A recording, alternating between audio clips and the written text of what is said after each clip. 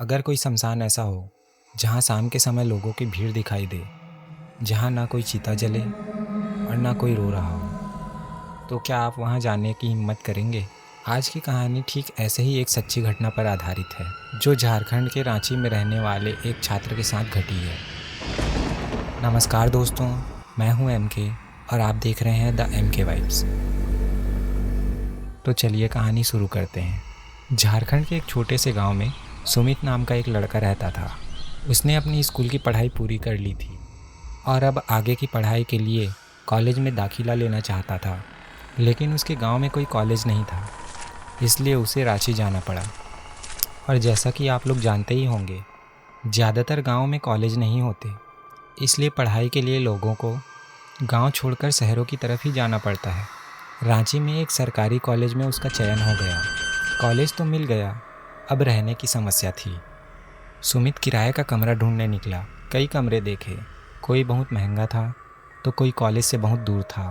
काफ़ी तलाश के बाद सुमित को एक कमरा मिला जो कॉलेज से लगभग 1 किलोमीटर दूर था।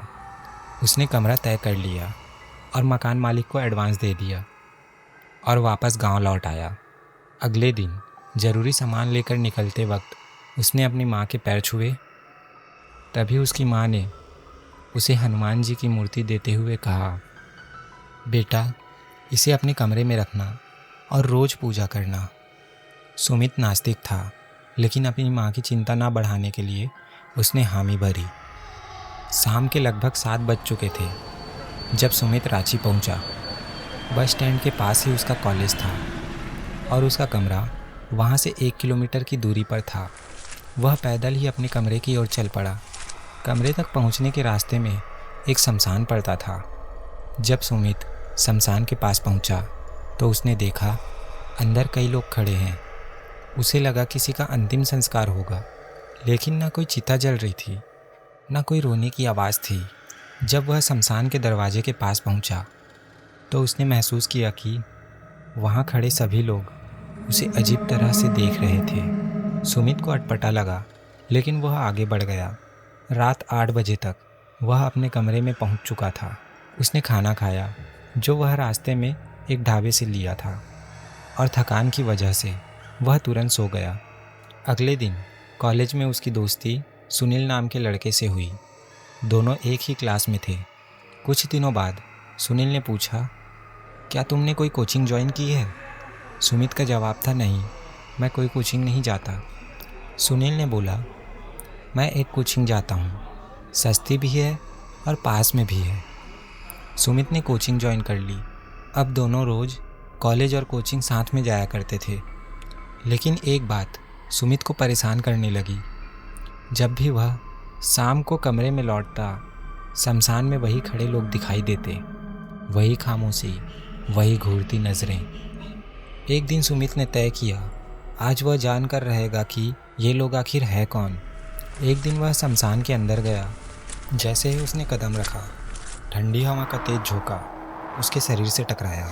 जब वह उन लोगों के पास पहुंचा तो उसने देखा सबकी आंखें पूरी तरह काली थी, मानो आंखें नहीं, सिर्फ गहरे गड्ढे हों। उसने कांपती आवाज़ में पूछा, कौन है आप लोग? उनकी तरफ से कोई जवाब नहीं आया। तभी उसके कान के पास एक आवाज़ आई, आखिरकार तुम आ ही गए। उसी पल शमशान का दरवाज़ा धड़ाम से बंद हो गया। लोग उसकी तरफ बढ़ने लगे। डर के मारे सुमित ने चिल्लाया, लेकिन उसकी आवाज़ ही नहीं निकली। तभी उसके बैग से हनुमान जी की मूर्ति नीचे गिर गई। मूर्ति गिरते ही तेज़ हवा चली। सब लोग चीख उठे और अचानक गायब हो गए। उस रात सुमित सो नहीं पाया। अगले दिन उसने सुनील से शमशान के बारे में पूछा। सुनील ने बताया, सालों पहले वहाँ बस दुर्घटना हुई थी। कई लाशों का अंतिम संस्कार नहीं हो पाया, तभी से उनकी आत्माएं वहाँ भटकती हैं। उस रात सुमित ने हनुमान जी की मूर्ति अपने सिरहाने रखी। रात 12 बजे उसके कमरे में आवाज़ आई, सुमित, सुमित। कमरे के कोने में वही लोग खड़े थे। एक ने कहा, हमें रास्ता चाहिए, हमें मुक्ति चाहिए। सुमित रो पड़ा। उसने पूरी श्रद्धा से हनुमान जी से कहा, बचाइए। तेज रोशनी फैली चीखें गूंजी और सब समाप्त हो गया। अगली सुबह सुमित सुरक्षित था। उस दिन के बाद शमशान में कभी कोई नहीं दिखा। आज भी सुमित शमशान के सामने से गुजरता है तो हवा में एक शब्द सुनाई देता है, धन्यवाद, धन्यवाद। दोस्तों, ये थी सुमित की सच्ची कहानी। इस कहानी से हमें यही सीख मिलती है कि हर डरावनी चीज़ बुरी नहीं होती। कभी कभी वो बस मदद और शांति चाहती हैं।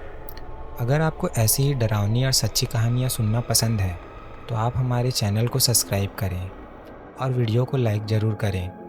आपके एक लाइक से हमें मोटिवेशन मिलता है अगली सच्ची डरावनी कहानी को आपके सामने लाने का।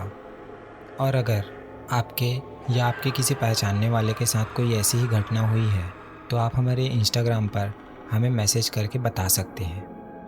क्या पता अगली डरावनी कहानी आपकी हो। तो मिलते हैं अगली कहानी में। तब तक के लिए सावधान रहिए।